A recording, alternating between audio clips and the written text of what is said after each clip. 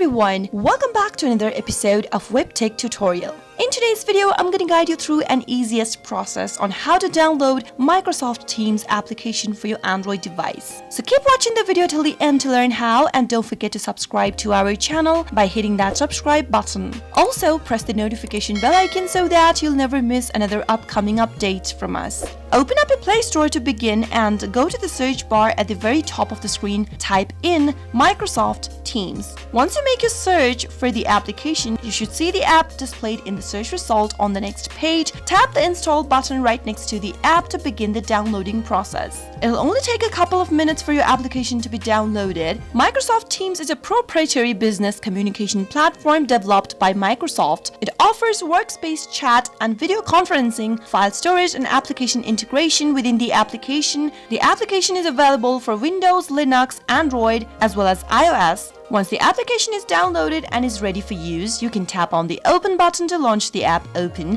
and that is how you can easily download Microsoft Teams app on your Android. I hope the tutorial was helpful to you. If it was, go ahead and give us a thumbs up. I'll be back soon with more tutorial videos like this. Thank you for watching.